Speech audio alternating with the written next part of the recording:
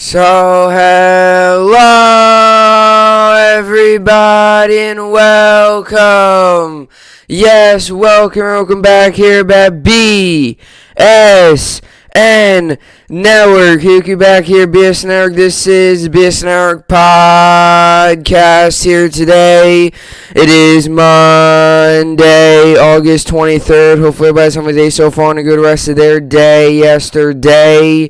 It is, in fact, Monday, August 23rd here today, coming off of another big weekend in baseball, a big weekend in preseason football. A lot went on, obviously, over the weekend in the world of sports as the New York Yankees continue to roll. They got the win on Thursday, got a win on Friday, and then were able to get the win on Saturday. Yesterday's game got postponed due to weather, and now they're back playing today as they'll go to Atlanta for 2 games against the Atlanta Braves. Earlier in the year, we played against the Atlanta Braves 2 games at Yankee Stadium, and that was back when, we were having struggles. We were a loaded lineup with a bunch of righties, and we just were not, we were not hitting the ball. We were not scoring runs. That was at that point of the season where it was just such a lull and such a downward, it looked like we were in a downward spiral, and we've been able to come back and we've been able to play much better. So, although the Yankees are facing a very good Braves team, the Braves are facing a completely different New York Yankees team than the first meeting earlier in the year at Yankee Stadium. So, should be interesting how it goes. 2 very hot teams coming into this. Yankee 9-game win streak. I believe the Braves just got done sweeping the Orioles, 9-game win streak. So both red hot teams. You can make the argument the 2 hottest teams in baseball right now. They probably are the 2 hottest teams in baseball. It's going to be a fun matchup. I'm excited today. And this is, Yankees playing the Red Sox, really difficult. And the Twins, the Yankees just seem to dominate the Twins no matter how good or bad they are. We just seem to dominate them. But tonight's a big matchup. Like, these next 2 days are big matchup, big opportunity to really make statement wins, beat a good Braves team, beat a Braves team that has been playing real good baseball. And I was wrong about the Braves. I was wrong about them. I will admit that I was wrong. I thought, once Acuna went down, they were going to be done and you forget about the season. But that's not the case. That's clearly not the case. Freddie Freeman and company is just getting big hits and making big plays, and they're winning. So Yankees-Braves tonight should be good. Mets got the job done yesterday against the Dodgers, so they salvaged the final game of that 4-game set. They're now 2-9, or 2-8 rather, in that 10-game stretch, or in that 13-game stretch. I got to admit, I was actually surprised that they beat the Dodgers yesterday. I think if you're a Met fan, you got to be pleasantly surprised today, at least. And the Mets have a day off today. They will play tomorrow, starting up a 3-game set against San Francisco, and that will end this giant Dodger gauntlet of a run here. So 3 more games. We'll see what they can do. They won 1 against the Giants, 1 against the Dodgers. They're 2-8 across this stretch of games. So the best, I would say, is 4-9, I would think. I can't see them sweeping the Giants. 3-10 maybe. If you're a Met fan, you're obviously not going well right now, but you got to be satisfied with the win yesterday because it was a good win for the New York Mets, and they salvaged the final game of that 3-game set, 7-2. But yeah, so they're 2-8 through this 13-game stretch that we've all been talking about for a long time now, and then they'll get a little bit easier on the schedule, and then you get to September, and their schedule is brutal again with some matchups against the Brewers and the Yankees and etc. So we'll see how the Mets go. But yeah, Yankees tonight against the Braves. Start of a quick 2-game set, then a day off on Wednesday. Then the Yankees head out West Coast to play 4 in Oakland, and then 3 against the Angels. So that should be good. Yankees tonight, Mets day off. They'll start up a 3-game set tomorrow, like I just mentioned. And let's get to the topics for today's podcast.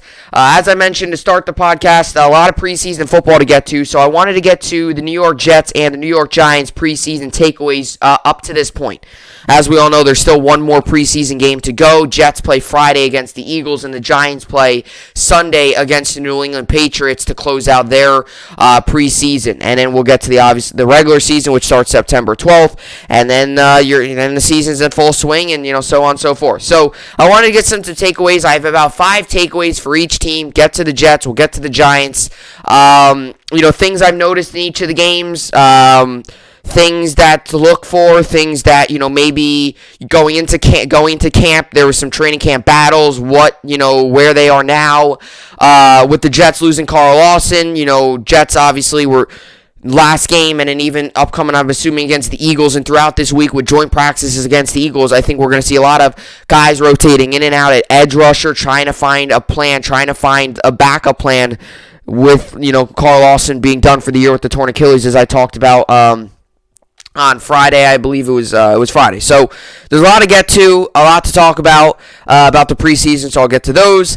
And as I mentioned on Friday as well, to close out the podcast, Henrik Lundqvist has announced his retirement. So I wanted to talk about that, talk about his career. If or not he's a Hall of Famer, I always do that usually when a guy retires. I think it's obvious he should be a Hall of Famer. Stanley Cup or no Stanley Cup, he's going to go down as a top 10, top 5 goalie of all time, and you can say he's arguably the top 3 Ranger of all time. So wanted to talk about him, his success, just his whole career, and everything like that, as Henrik Lundqvist, after 15 seasons with the New York Rangers, retires.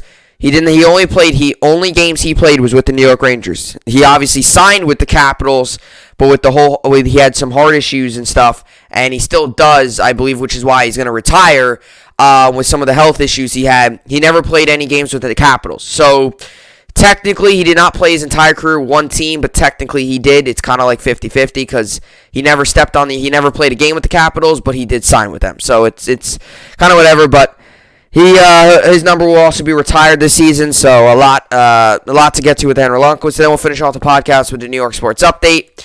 Yankees tonight, Jets, Giants, as I just mentioned, over the weekend. Friday and then Sunday will be their games, and then that's it for the preseason. And then I believe you get a week off, and then you got NFL football. And then the Jets visit Carolina week 1, and the Giants will host Denver week 1. So 2 actually interesting matchups because they're not impossible for either team to win in either matchup. All 4 teams have a chance. Jets, Panthers, Giants, Broncos all have good chances of winning in their respective games, but it's not going to be easy. It's kind of a coin flip. Like, both teams have strengths and weaknesses, and not one team so much better than the other team or one team so much worse. It's kind of like a 50-50 in a way, and it's like a 50-50. But it's not like the Jets are playing the Chiefs or the Giants are playing the Chiefs or Buccaneers or any of those teams. More even, but we'll see how all that goes. All right. So with all that being said, this is the BSN podcast, and let's get right into it. So as I just mentioned, Jets and Giants have gone through 2 preseason games so far. Jets are actually 2-0 with the win on Saturday against Green Bay, and the Giants took the loss yesterday to the Cleveland Browns, so they are 0-2 in the preseason. Not that records mean anything, not that it doesn't mean anything at all, but it still is, it's for whatever it's worth. They're 0-2, Jets are 2-0, so it doesn't really matter.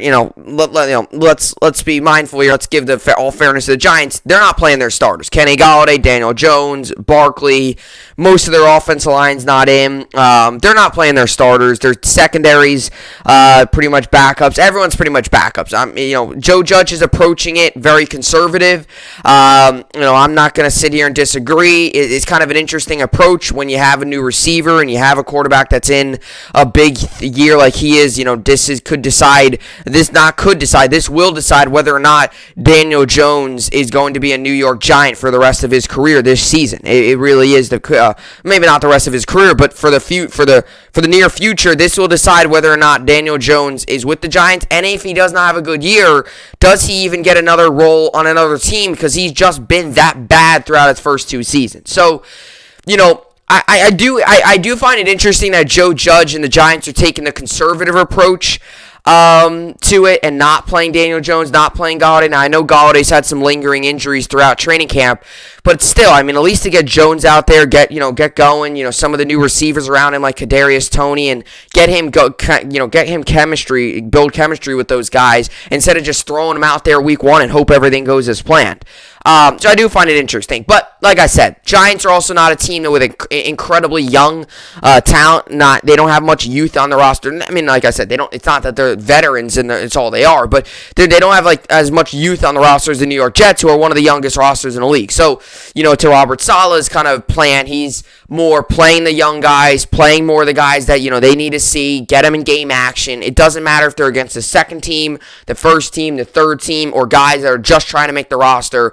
He's just trying to get guys out there, whoever they're playing, whatever defense it is, just trying to see what they can do and, their progressions and see them get better and better and better. And that's really all. And the Giants have they don't have as much young talent. So, in a way, it does kind of make sense why they're not playing as much of their starters. So, definitely that. Both, and every team approaches preseason differently, like I kind of just noted. Like the Giants not playing many starters, Jets playing a lot more starters. But that's because rosters and coaching and all that stuff. I will tell you what, the Jets have had some brutal injuries. You had Carl Lawson's injury on Friday, and that was terrible. That's a big blow. And then to make matters worse, you got Jared Davis, who got carted off, who's another one of our linebackers who actually many expected. I don't know too much about him coming over from Detroit. Many expect him to actually have a breakout year in the system because he is a 4-3 linebacker, and he was trying to play in like a 3-4 type defense in Detroit, and it didn't make sense. He was trying to play in a defense that he doesn't really know well, and he's not that type of player. So you bring him in, he's a scheme fit. People were expecting him to be a veteran in the locker room and stuff, but hopefully his injury is nothing major. Saleh said on Saturday that it isn't anything major yet, but they still got to go through some more testing and some more testing, and got to get more results in order to tell really if it's anything major or if it's just something that might take a little bit of time and he'll be ready for the season. We'll see. But with all that being said, let's get into kind of the preseason update takeaways. I did 5 for each team. Giants, it was a little harder, I got to admit, because the Giants aren't playing many of their starters, so I had to really dig deep and find some of these backup guys that are making strides and stuff. Jets, it was easier, not just because I'm a Jet fan and I follow them more than the Giants, but it was easier with the Jets because Wilson's playing, Corey Davis is playing, their starters are playing, even the backups are playing. But the Giants, I can't sit here and say, Daniel Jones, Golladay look good on Sunday. I can't sit here and say that because they're not playing. So, we'll get to each of the takeaways here. So I got 5 for the Jets, 5 for the Giants. We'll get to the Jets first. I'm going to start off kind of what I do with the fantasy thing, do about a minute each, and then we'll talk a little bit more about it towards the end here. So, all right. So, Jets preseason takeaways up to this point so far. So, Zack Wilson looks comfortable early on here. So, as we all know, it's preseason. It's not the real game. It's not, a playoff game. It's preseason. So, there's only so much you could take away. But Zack Wilson, the early signs here are that he looks very comfortable in the pocket. He looks calm, and he's not rushing anything. He looks good when the pocket has collapsed. He looks good when the pocket is collapsing. He's made some good throws on the run. He's been able to roll out of the pocket. He's done a lot of why the Jets draft. He's done a lot of what the Jets expected to get with him when they drafted him. A hard-throwing player that throws really, really hard passes. You look at some of the balls that he releases off his hands, they got a lot of zip on them, which is why a lot of people compare him to some of the other quarterbacks in the league that have a lot of zip on their passes, because a lot of players out there don't realize that, when you have zip on your passes, when you're throwing all these hard passes, not only does it make it harder for the defense to kind of track it and see where you're really going, but it makes it harder for the defense to pick it off. When you get that speed on your on the ball and get that good release point. But Zack Wilson's looked really comfortable, and that's been great. And I said that going into week 1 of the preseason last week, going into, and I said, or 2 weeks ago, when they played the Giants, I said, I'm not looking for Zack Wilson to blow it up, throw 5 touchdowns and 400 yards in a preseason game. I'm not looking for that. What I'm looking for is him delivering good passes, converting on third down, looking comfortable in the pocket. When the pocket collapses, what does he do? Does he panic and just throw it, or does he stay calm, cool, collected, and deliver a nice pass to someone underneath or over the top or deep or someone like that? And he's checked all those boxes. He's looked really calm. He's done really well with the pocket collapsing. He's delivered some really nice third down conversions. He's connected with Corey Davis. He's connected with some of the other guys. Zack Wilson looks really good, and he had a really good performance on Saturday. He went 9 of 11 for, I could check here, 9 of 11 for 128 yards, 2 touchdowns, and he didn't get sacked. He didn't throw a pick. He had a rating of 154.7, which is pretty much perfect. So really good performance from Wilson on Sunday, or Saturday rather, and he's looked very comfortable. He's looked great, and I think as Jet fans, you got to feel really confident with what you're seeing, the early signs of him in his in NFL game action for Zack Wilson. Number 2, I thought this was interesting. Tyler Croft's getting a little bit of an increased role here.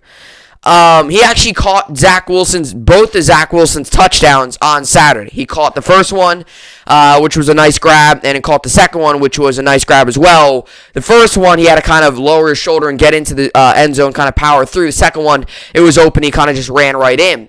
But he's got a little bit of an increased role here. And as we all know, Tyler Croft, been in the league a little bit, kind of a veteran. He's never been this flashy tight end that's going to make all these big-time plays. He had one really big year with the Cincinnati Bengals back in like 2017, and that's kind of when we kind of all talked about, okay, can this guy do something? And he was with the Bengals for about 4 or 5 years there, and he had a really good year with them in like 2017, and it was his career year. He had a really good season, but other than that, he's been average. He's been He's never really gotten his big role. He's not up there with the Travis Kelce's, the George Kittles, and all them. But, he's kind of a backup, a depth kind of guy. And right now, he's actually getting an increased role in this offense early on in training camp. And I noticed that yesterday, or on Saturday as well, when watching the game.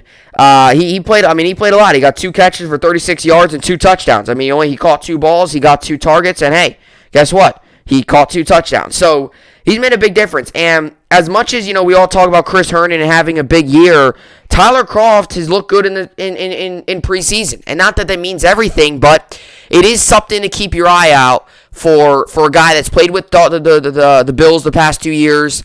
He's had some moments with them. He's kind of a depth guy, but, Jets, I think, are so desperate at tight end. We've never really had a tight end recently. So, kind of keep your eye out on Tyler Croft for the rest of preseason. Corey Davis Wilson connecting, and this is great to see. Like I said, as much as it's preseason, and I don't care, second team, third team, fourth team, coaches are out there playing defense. I don't care who it is. It's great to see a rookie quarterback and his receivers connecting, and especially when it's a rookie quarterback and his number one threat connecting in Corey Davis. And not that this is promising just for Zack Wilson, but this is just as promising for Jets fans in terms of Corey Davis, because we all know what Corey Davis is capable of. He had a big year last year, exploded onto the, had a big year. They drafted him high in the draft, the Tennessee Titans, never really lived up to expectations just yet. Had a huge year last year.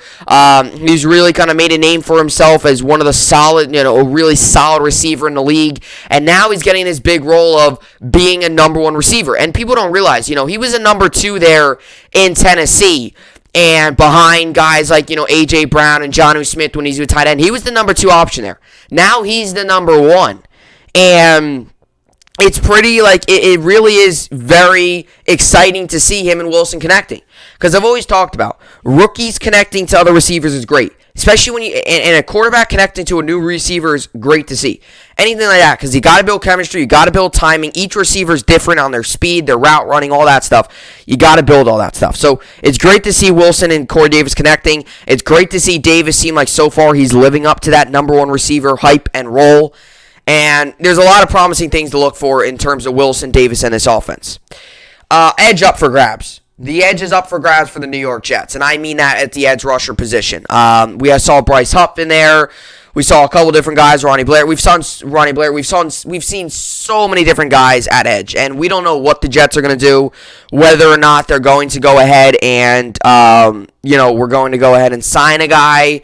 We're going to go ahead and, trade for a guy. There was a report that came out yesterday from Adam Schefter that said the New York Jets plan on looking out for options across the league. Now, Everson Griffin, who was one of the options, just re-signed with the Vikings a little bit ago. So, who knows if he's an option or if anyone else here is an option. Whatever it is, Jets' edge is still up for grabs. Whether that's Bryce Huff, whether that's Ronnie Blair, whether that's, a signing or whether that's a trade. Everyone's been talking about Chandler Jones and, the different, and maybe with him, maybe going out and striking a trade. There's so many different options. What the Jets do at edge is still up for grabs, and I think that's going to be decided throughout the rest of training camp, throughout the rest of kind of the preseason here. We'll find out eventually who the edge is for the New York Jets after the Carl Lawson injury. And then the final thing here is corner's still a work in progress. I mean, we all knew this going into the year that the New York Jets and their cornerbacks would still be a work in progress. I've said this entire season. I've said this entire time. I mean, this offseason. Corners are going to be a work in progress. It's a young group. It's a group that's learning. It's a group that's developing. There's going to be growing pains. There's going to be mistakes. There's going to be miscommunications. We saw some of that on Saturday as well. It's a work in progress. And, not trying to be negative, but it's going to be a weakness this year. I mean, that's just what happens when you rely on young cornerbacks and young players to get the job done in your secondary. Because a cornerback is such a boom or bust position. I think cornerback's arguably one of the hardest positions on the football field. I mean, especially when you're going up against some of these big-name receivers out there. It is one of the harder positions on the football field. So, Jets cornerback still a work in progress. I just hope that by the end of the year we've seen progress. And last season was it was tough. It was a work in progress. There was moments, but there was definitely, moments of, learning and, teaching. And same thing with Saturday. There was moments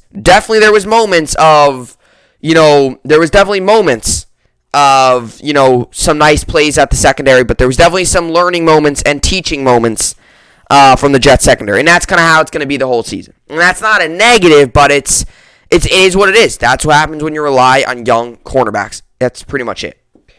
All right, so let's get to the Giants preseason takeaways now, and then we'll get to Henrik Lundqvist and all that stuff. So the starters are not playing. That's my first takeaway here. It's kind of a simple takeaway. It's nothing major. The starters aren't playing. It is what it is.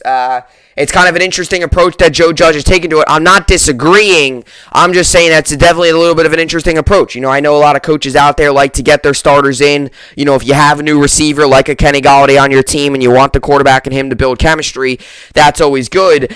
He's not playing the starters. So it's kind of tough to take away so much from the Giants training camp because it's not the starters. It's a lot of the backups. It's some guys that might get cut or guys that are going to be deep down in the depth chart or practice squad players or whatever the case may be. So, everyone's going to be like, oh, they're 0-2. Oh, what's going on with the Giants? Their starters aren't playing. So, in all fairness to the Giants not playing their starters, interesting approach by Joe Judge, like I just mentioned.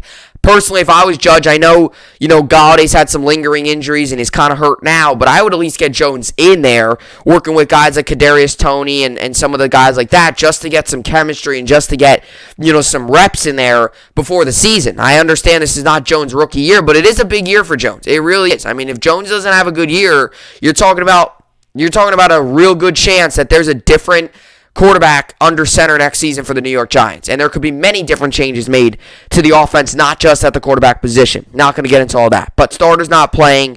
We'll see if they play on Sunday against the Patriots. I think Joe Judge is pretty pat on he does not want them playing. I understand where he's coming from. A lot of injuries, injury risk.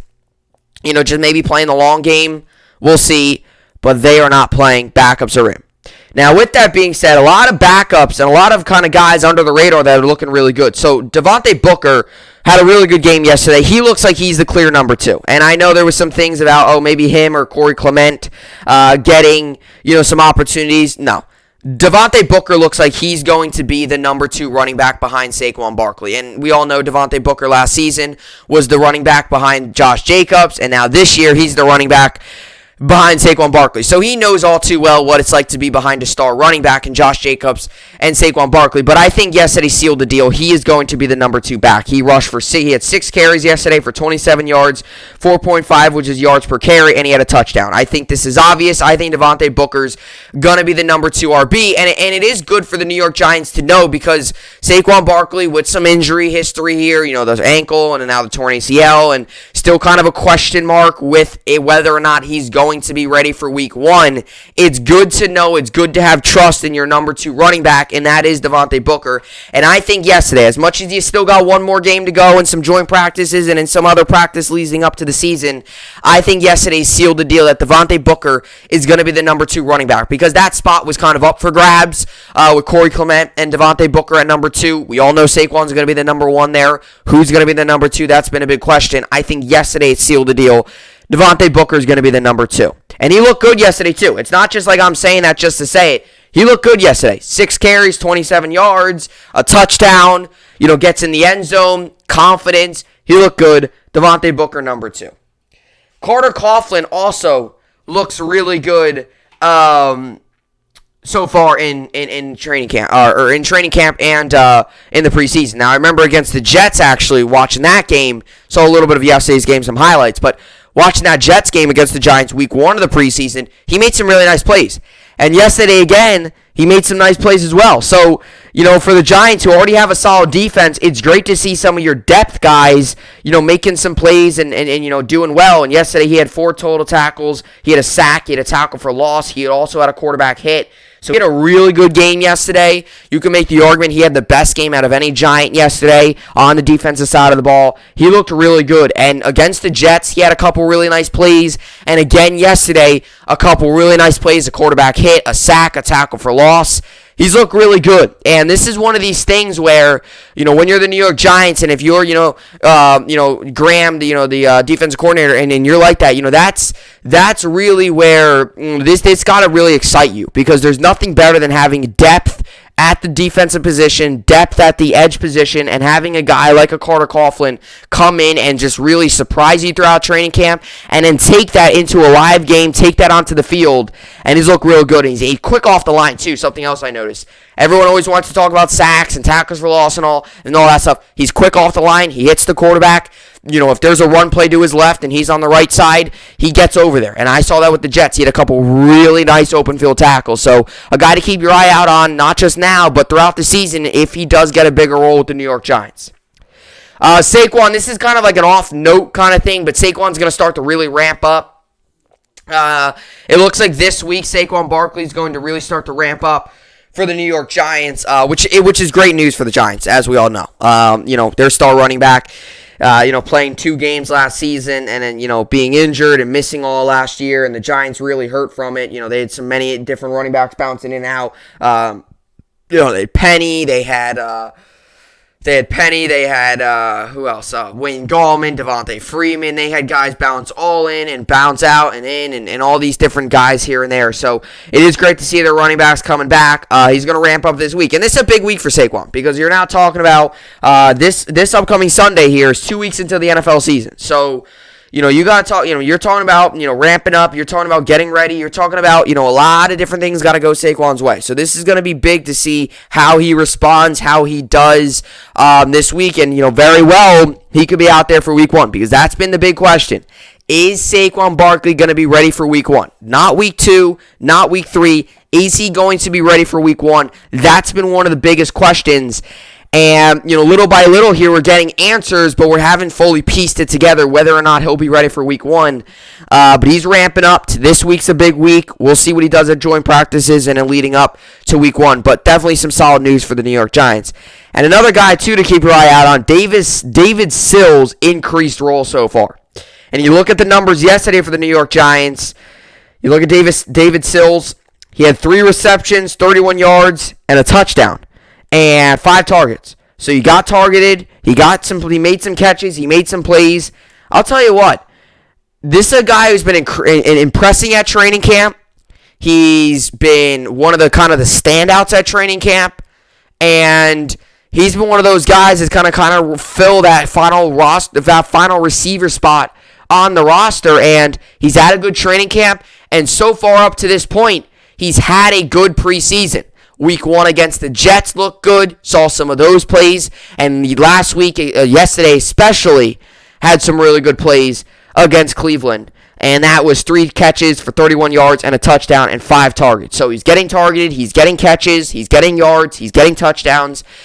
not just is it good for the Giants, but it's a big confidence boost for him. A lot of times guys always talk about just getting into the end zone for the first time. It's almost like an MLB. It's getting your first hit.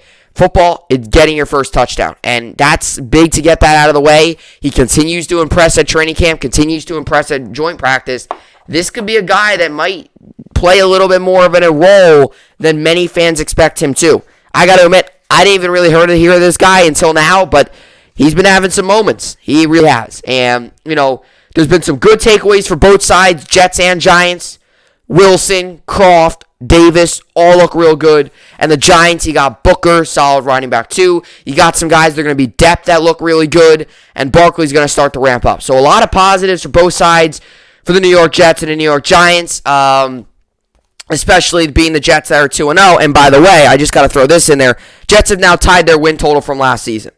So the New York Jets went 2-14 last year. We're now 2-0 in preseason. So if we win this week against the Eagles on Friday, we will be 3-0, and we will now be one game up on our win total. So really pretty crazy, really pretty wild. But hey, a lot of positives to take, and that's sometimes preseason win or loss. You always gotta take things from the game, positives, negatives, win or loss. There's going to be positives. There's going to be negatives. There's going to be growing pains. There's going to be guys that, maybe look really good one week, but then the next week they kind of come back to reality.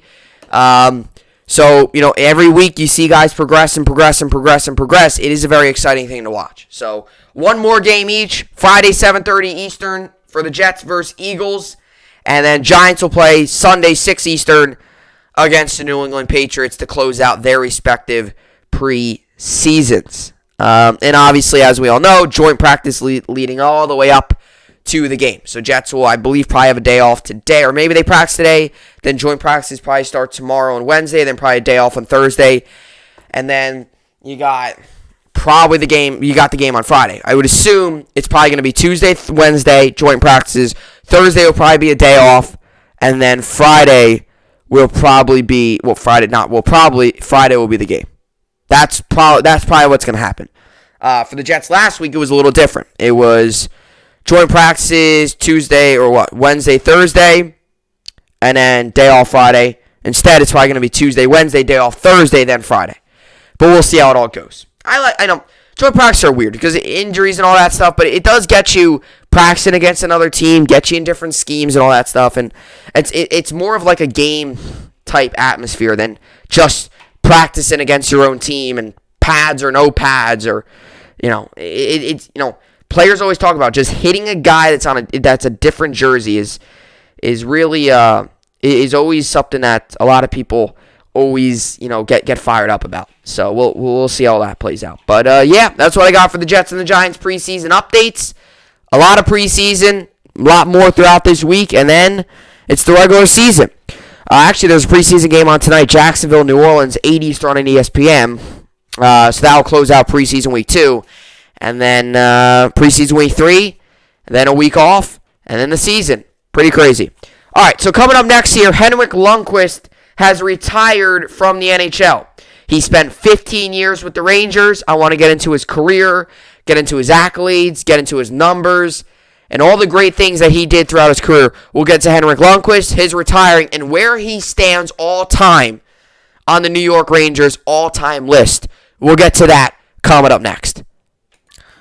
All right, so welcome me back here up on the podcast. All right, so Henrik Lundqvist announces retirement from NHL after 15 seasons with the New York Rangers. And yes, you have heard that right. Henrik Lundqvist has officially announced his retirement. I think most of us expected this coming eventually, whether it was this year or next year or anytime soon. I think we all expected Henrik Lundqvist to eventually announce retirement and announce that he is done playing from the NHL. And I'll first off say this. Henrik Lundqvist is going to go down without a doubt as the top 10, top 5 all-time goaltender. He's up there in wins, up there in saves, up there in save percentage, up there in goals allowed per game. He's up there in almost any category that you can name as a goalie, and it kind of stinks the way his career ended. He had some health issues, and he signed with the Capitals after the Rangers, decided, after they both decided to kind of part ways, and it's kind of one of those things where it's like, I feel like his career could have had, his career really didn't have like that storybook ending that we all would expect it to have.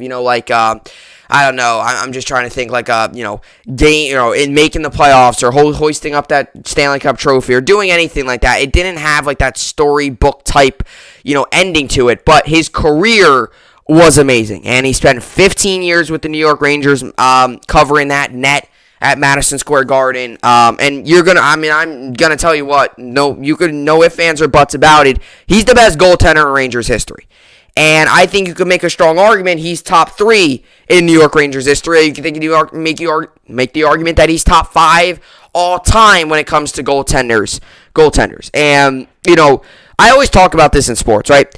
Whenever you see a guy that spends a whole career with one team, and I know he signed with the Capitals and all that stuff, but with his health issues, some of the stuff he had going on with his heart and, different things like that, which, it stinks that it had to happen that way.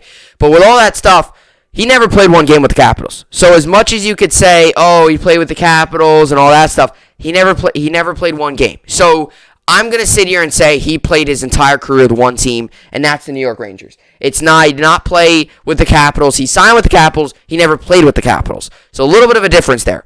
But I always talk about this in sports. Whenever you get a guy that plays his career with one team, so hard to say that, with one team, it's always special. And I think anytime that happens, you always got to feel great as a fan. The franchise has always got to feel great because you don't see that happen that often, right? We don't see guys, especially nowadays, with wanting to team up with different guys and want to go to different franchises and start their own dynasty. We see it in the NBA all the time, guys that want to team up. We don't see many guys anymore spend their entire career with one team, whether that's 10 years, 5 years, 15 years, 20 years. We don't see it often. Even some of the best, the GOAT Tom Brady has not spent his entire career with one team. He's now in the Buccaneers, as we all know. So it's always special whenever you get a guy that gets drafted by a team, makes his debut with that team, and plays his final game with that team. And in that span, he plays all with that team. And it's not easy. It's difficult, especially nowadays with all the trades and the contracts and the this and that and the money and all that. But it is something special to see. Whenever you see a guy get drafted by a team, stay with that team all the way through, and then retire. And I know he retired on the Capitals, but he never played with the Capitals. So technically, the only time he played was with the New York Rangers. And it is always special to see that. And what Henrik Lundqvist has meant to the New York Rangers organization is something crazy. I mean, it's a guy that was coming in from Sweden. We expected actually pretty big things when he came over.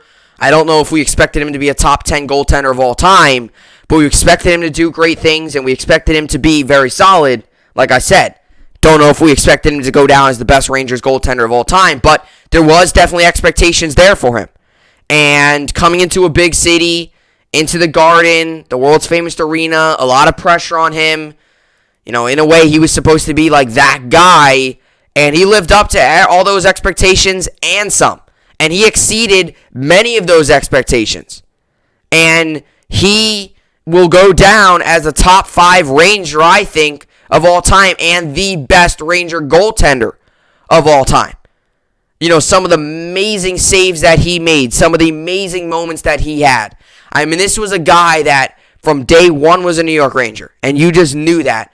Just the way he played, he enjoyed the game. He had a lot of passion for the game. He was all about winning. He wanted to help his team do the best to win, whether that was going out there and stopping 60 shots or going out there and only having to stop 20. Whatever it took to win, that's all he wanted to do. And it does stink that he was never able to get a Stanley Cup. That was one thing that I always wanted him to do, especially towards the tail end of his career here, past 3-4 years, when we all know that his career would eventually be coming to an end sooner rather than later. So he never got that Stanley Cup, which I know a lot of people are going to use against him when you're talking about the Hall of Fame and all that. But, let's be real here. Getting a Stanley Cup, getting a championship is not easy. There's been many players throughout their careers that have never gone a cup, never gone a World Series, never gone a Super Bowl, never won an NBA Finals. There's many players out there. So he does stand with a lot of those players.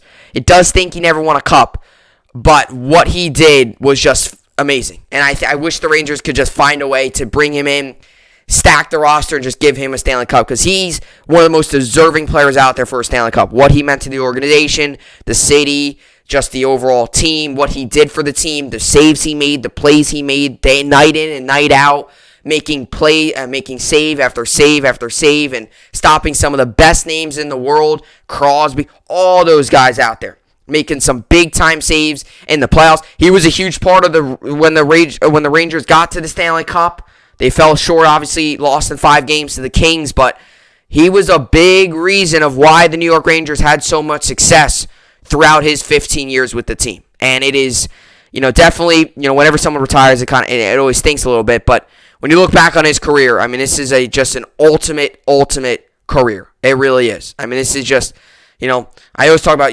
greatness is, when you're witnessing greatness, you got to enjoy it, right? Like right now, when you witness greatness, like some people don't enjoy greatness. Like when they watch it, they're like, oh, this stinks.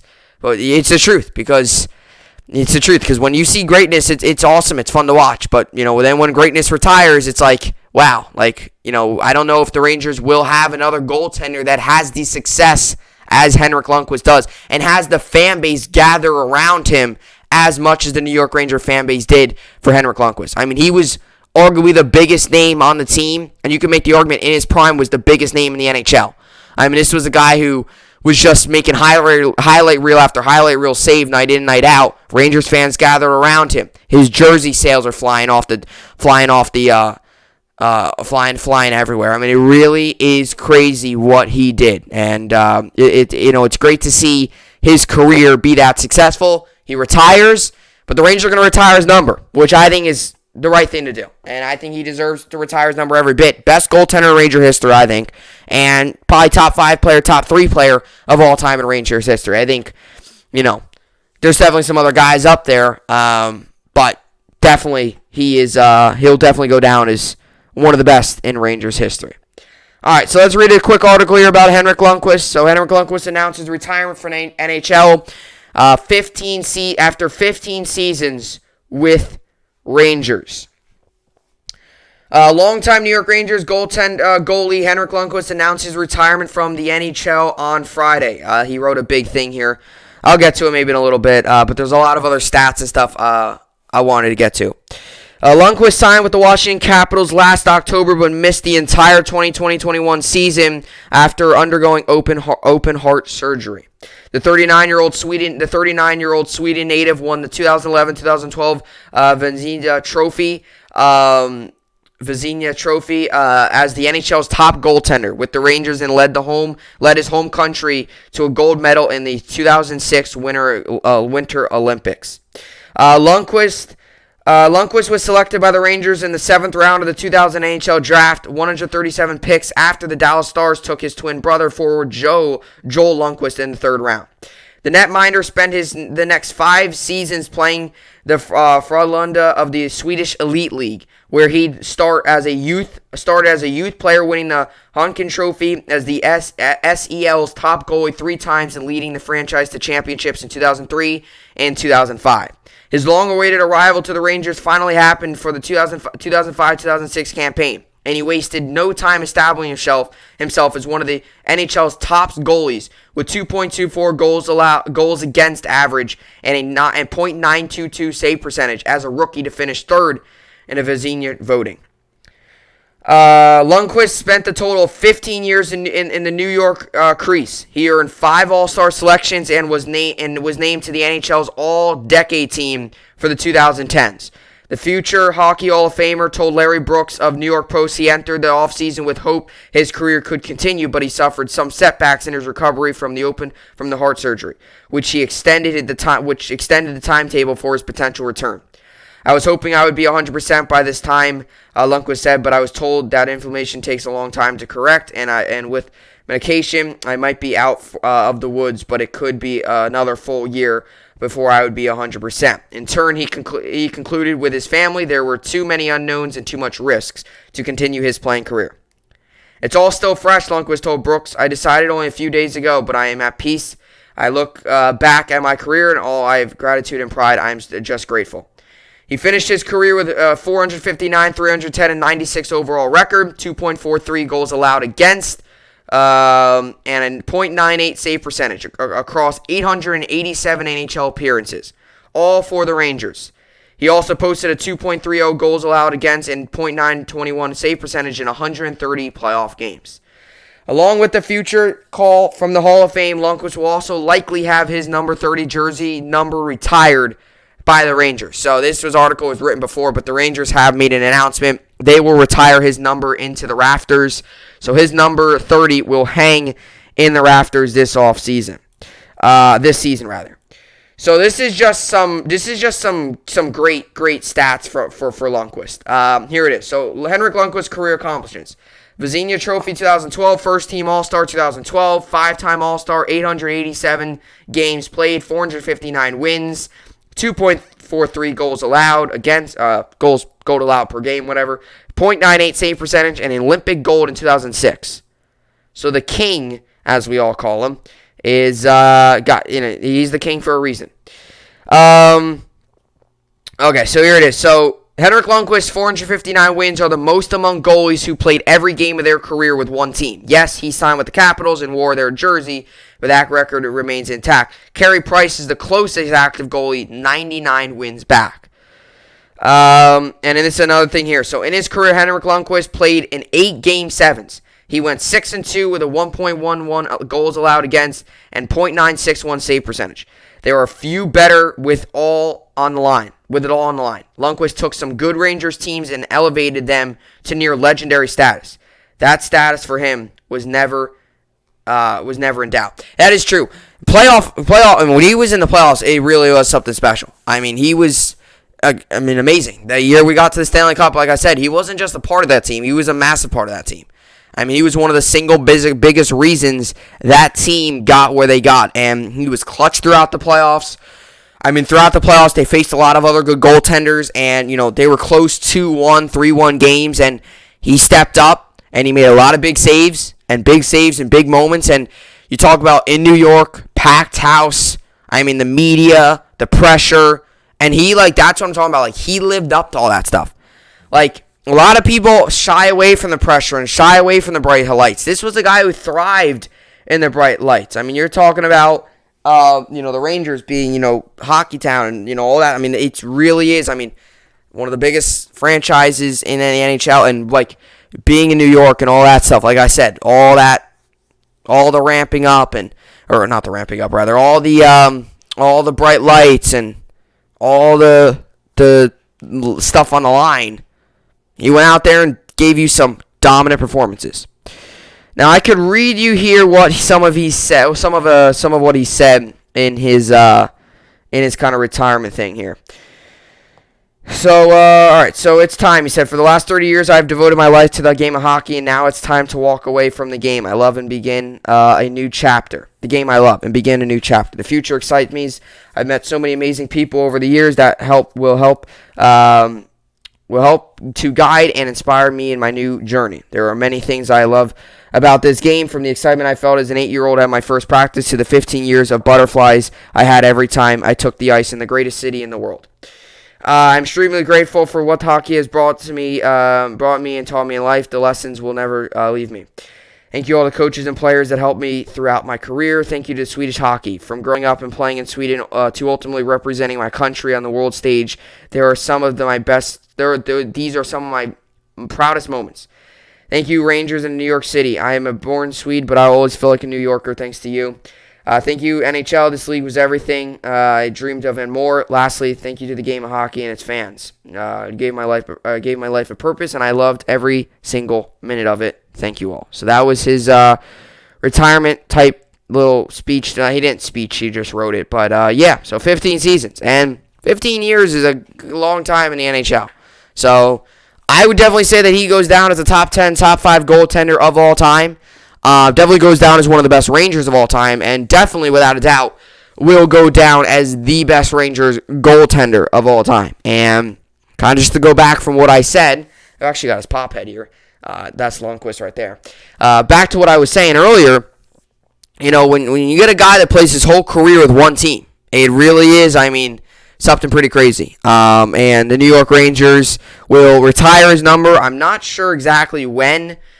Sometime this season, obviously. They'll probably pick a pretty big night, whether that's against a rival, or sometimes they purposely pick a certain night, against a team, or sometimes they'll pick a night where, even like sometimes or for like whatever it is, the giveaways, they'll pick it against a certain team, kind of just as to add the extra excitement. Maybe it will be against a rival, or who knows? Maybe they do it against a really bad team, so then the Rangers win and make the night that much more special. Who knows? But it will be one of these nights. They'll retire his number 30 in the rafters, and that just goes to show you that he's one of the greatest, because to have your name hang in the rafters at MSG is pretty special. With all the names up there, from Knicks basketball to Rangers hockey, it's definitely pretty special. So Henrik Lundqvist officially retires from the NHL after 15 years. 15 seasons with the New York Rangers. That's a long time. 15 years in the NHL, 15 years in the NFL, all long times. The impact, the amount of shots that he's taken, I would love to calculate that. I'm sure you could. Calculate shots against or whatever that is. I'm sure you could. That's probably just insane. The amount of shots that he's taken. It's probably like thousands. Let's say this. Let's say you're taking about 25 shots a game, and you play, 75 games. Automatically, that's just insane. So that's a lot of shots. It really is. So Henrik Lundqvist retires from NHL. It's the king, as we all call him, will go down as one of the greats of all, one of the best all time. All right, so let's get to the New York sports update here. This is interesting. Carson Wentz at Colts practice. So, Indy quarterback working on his footwork and returned from recent foot surgery. So, Carson Wentz is back. So, what is this? We had foot surgery, and I thought we were all... this is something else. I don't know. But he's back, so that's interesting. We were all talking about him missing the first half of the season, and now he's back at practice. Now, that doesn't mean everything, but he's back. All right, so let's get to the New York sports update here. As for baseball, yesterday was an interesting day. Yankees game got postponed, so not much to get to about that. But, over the weekend on yesterday, we had the Indians won, Giants won, Diamondbacks won, Phillies won, Mariners won, Brewers won, Royals won, Cardinals won, Tigers won, Rays won, and Braves won, and Reds won. By the way, Tigers won 5-3, and Miguel Cabrera hit his 500th home run. I believe he's, the 29th player of all time to hit 500 home runs. So he hit his 500 home run yesterday. Pretty cool to see. Mets won yesterday against the Dodgers 7-2. So the Mets moved to 61-63 on the season. So they're 2-8 through this 13-game stretch. They got 3 more against San Francisco. Alrighty, as for today, we got the Red Sox, Rangers. I'll give Red Sox the win. Pirates, Diamondbacks, give Pirates the win. Blue Jays, White Sox, give Blue Jays the win. Cubs, Rockies, give Cubs the win. Astros, Royals, give Astros the win. Cheaters the win, rather. And A's, Mariners, give A's the win. We got the Yankees and the Braves on today. Yankees come in this game 72-52. Braves come in this game 68-56. Yankees got Jordan Montgomery on the mound. He's 4-5 with a 3.77 ERA. And the Braves have got Hyasker, I believe, Yanoa on the mound. He's 4-2 with a 2.70 ERA. The season, the over-under for this game is 9. This game goes on today, 7:20 p.m. Eastern Standard Time on MLB Network. You can also find it on Yes Network. 75% of people think the Yankees will win. Yankees are rolling. Give me the win. Now, Yanoa was on the IL for a long time. He had a... He put his fist in he punched the wall in the dugout and he broke his hand. So he's just coming back now. And as I mentioned, for the NFL, preseason week 2 concludes today with the Jaguars and the Saints. Jets and Giants both played over the weekend. Jets Saturday, Giants Sunday. Jets won, Giants lost. As I said, Jets, got another win and tied their win record from all last season. So that's pretty cool. And then we'll get to fantasy, and then that's it.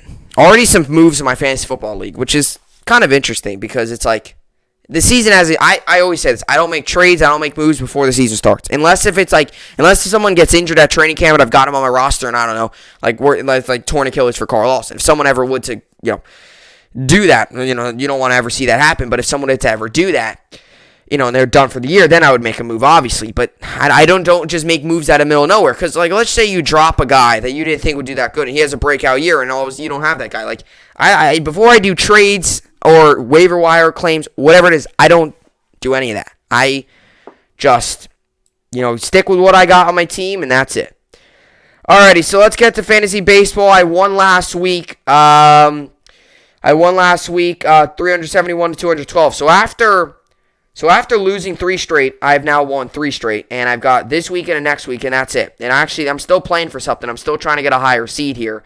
I'm the 5 seed right now. I currently stand at 11-8 on the season, and I'm in second place in my division. Now, I've clinched a playoff spot. I am 100% chance to make a playoff. So I have clinched a playoff spot, but I could still move around in the playoffs. I'm the 5th seed right now. I believe the best I can do is probably like the 3 seed, which is obviously the goal. That's the best I could do is the 3 seed, with 2 games left to go. So hopefully, I get that done. I am a 5 seed right now. I'm hoping to get a little higher, but we'll see. As best as I can get. Today, I currently, tie game obviously right now, but today I've got going Matt Olson, Marcus Semien, Austin Riley, J.P. Crawford, Carlos Correa, Whit Merrifield, Josh Harrison, and Luke Voigt. And I got Alek Manoah on the mound. So, some injury updates here. Astro General Manager James Click said that Bregman hamstring quadriceps will appear in another rehab game for AAA Sugarland on Monday. Chandler Rome of the Houston Chronicle reports. So, he'll be in another game today. We'll see how all that goes. An update, too, on Dylan Carlson. Actually, a positive update. Manager Mike Shield said Carlson wrist has been hitting in the cage, but only from the left side. Jeff Jones of the Belleville News Democrat reports. And then Chris Bassett, there's some news on him. Bassett has noticed a dramatic reduction of the swelling on his face and is expected to undergo surgery Tuesday. Matt Kawara of the San Francisco Chronicle reports. So good news for him. He might not pitch again this season, but great news for him and that he's doing good after taking that ball off the face from Goodwin, I think it was.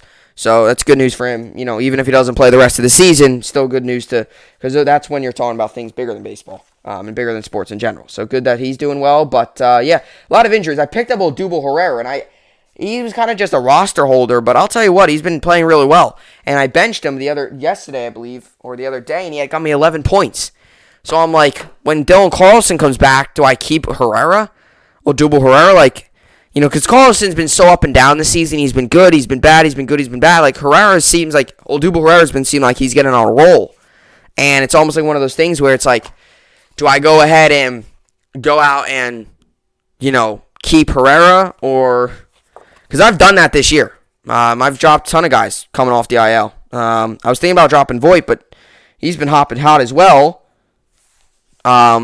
So the Yankees are hot as a whole, and we play the Braves tonight, and that's a good game because it's on fire versus on fire. I mean, both these teams are on fire, both these teams are hot, both these teams are rolling. So it's going to be a good game. Yankees just got to keep it going. That's really all. I do think Yankee fans are gonna have to realize that. I don't even want to say it, but. It's great to be winning, but, I think a lot of Yankee fans think we're going to win every game for the rest of the season, and you got to get that out of your heads. That's not going to happen. Maybe it will. I hope it happens. You hope they win every game. Got to root for them to win every game, but we'll see. But, yeah, tonight it's a big game because it's hot versus hot, and, the Braves are coming off against the Orioles and stuff. The Yankees had a day off yesterday, so both the teams I feel like are coming into this in a way, although they're on fire, they're coming into this after, weird series. The Yankees smoked the Twins. They had a day off. An unexpected day off yesterday with the post moment of the game, and then the Braves just crushed the Orioles. So it's it's gonna be good to get some really good competition for both these teams again. Freddie Freeman's been rolling, and it's a big game. It's a big game for the New York Yankees. Big series here. you could say split, but that's 1-1. But a big series either way for the Yankees. Sometimes these little 2-game sets are pretty big because, they can mean a lot throughout the year. So definitely we'll see how it all goes. And then the Yankees have a day off on Wednesday, and then you talk about a big series. You have a massive series against the A's. That's 4 in Oakland. It's going to be a weekend 4-game set, so Thursday through Sunday, and then they play against the Angels. And the Angels aren't a bad team. Now, yes, we've just beat the Angels the other day with the 1-game series, but the 1-game reschedule thing. But it is the truth, though. I mean, the Angels aren't that bad of a team. They're not the Orioles. They're not the Diamondbacks. They're not the Pirates. They're a competitive team. They're competitive. So, in the West Coast trips and any of that, the Yankees just got to continue to keep rolling. And if we keep rolling, we'll keep going. That A's is big, not just for wild card, but to gain ground in the wild card. Because right now we're up, I think we're plus 2.5 in the wild card right now, which is great and all. But I would love if we can get done with that A series, and if we could be like plus 4, plus 5, that would be like the most ideal situation. Because then you're talking about getting to the point where you're just running away with it and forget about everything. Forget about it all. But the A's and the Yankees are in similar situations because they went out, bought at the deadline. A's went out, got Starlin Marte. Yankees, obviously, Rizzo and Gallo. And their acquisition's been big. Josh Harrison as well. So they've done a lot at the deadline. And those deadline acquisitions have been the reason both these teams are just being dominant. And should be a good series. So tonight against the Braves, though, that's the first main focus for the New York Yankees. And that'll do it for the pod. So that's another good podcast in the books. Start off the week with a lot of stuff here on this Monday. Monday, August 23rd. A lot of good topics. But that will do it. As always, I'll see you all back here tomorrow. Hope you enjoyed it, and thanks for watching.